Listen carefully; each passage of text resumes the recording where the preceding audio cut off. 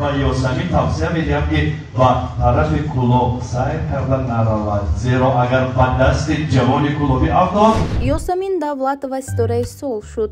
شما فکر میکنید که او دشمن پیدا نکرد؟ او رو بعد شعله‌آور گشتن هنرش از میان چهره‌های مشهور بدمیدیده‌ها پیدا بودند که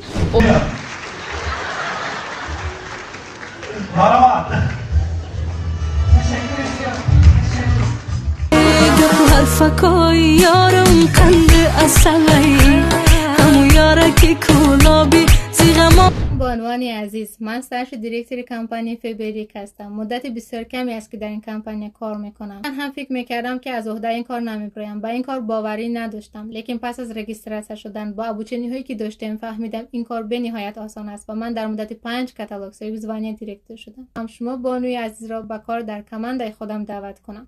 شما می توانید که رایگان به این کار داخل شوید و هر 3 هفته صاحب درآمد، صاحب بانوس‌ها و تحفه‌های نقدی از طرف من و از طرف کمپانی شوید. برای معلومات بیشتر با رقم‌هایی که بر روی اکران هستند تماس بگیرید. یاسمین و یاسمین توصیه میدیم که با طرف کلوب سعی کردن نرود، زیرا اگر با دست جوان کلوبی افتاد دیگر جوان کلوبی یاسمین رو به دوشنبه آمدن نمیماند. تشکر زیاد. مردم کلوب، مردم سو، مردم رشت، عموما تاجیکستان، مردم تاجیکستان و به اندازه اسم دارم و میخوام که جا میسرد سرود دارشون از نظرم کنم. تشکر. چرخ فلکه چرخکی زرین داری،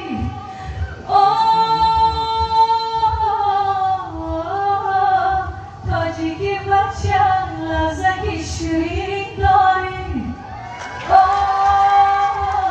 تاجیکی بچم خزانی نباری تو با ماه زیمایو حرفای شیرین داری،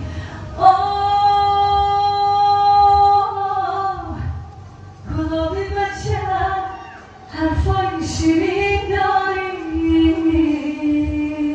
تشکر زیاد. من کلوبیم. برآمد. تشکر زیاد. حرفکای یارم قند اصلی همو یاره که کلابی زیغما. یاسمین давлатова ستاره سول شد.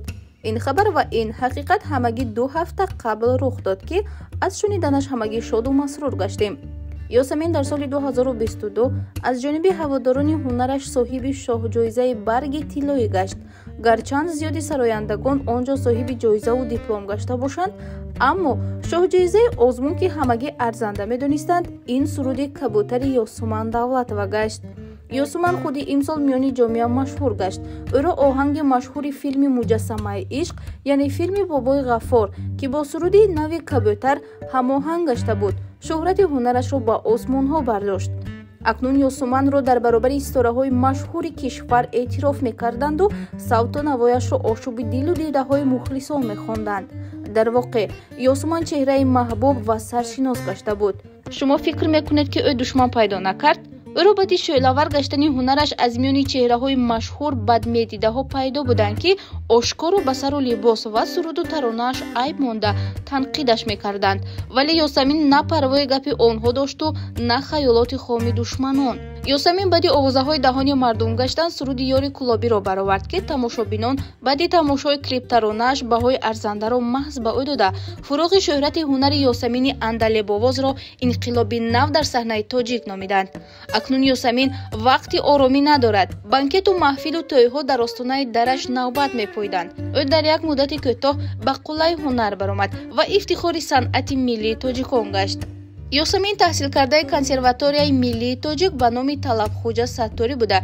از استادان نازکی‌های صنعت ناب تاجیک را از خود کرده است. زندگی شخصیش از چشم همگی پنهان است و کسی معلوماتی نوی از زندگی امروزه یاسمین چیزی نمی‌داند. اگر معلومات تازه از روز و روزگار این زیبا صنم فتیلموی پیدا گردد، ما در حال به شما پیشکش خواهیم کرد.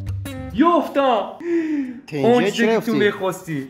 چرا افتی؟ 10 روز باز تو پرژیوت کرده ایستاده که دکومنت‌های هم بود شده است تو چیکار کنم؟ او ای رو بید در اینجا این برادری باورینو در یک مدت کوتاه کارت رو بود میکرده است. در 3 روز تو میتونی دکومنتات رو از گرانیت گذشته جابجا گردونی. نه خود راستی 10 روز میشید که از خونه برآمدن نمیتونستیم. نرخ چیپتو به نهایت گران. این برادرم بخا به نهایت کار شما رو آسان کرد. بله برادران با شما هم توصیه میدیم که شرکتی بخا در شهر مسکو میتواند که هر یک شما که حجتاتون تمام شدگی بیاید خودش برای 100% بگذرانه بچه ببواره.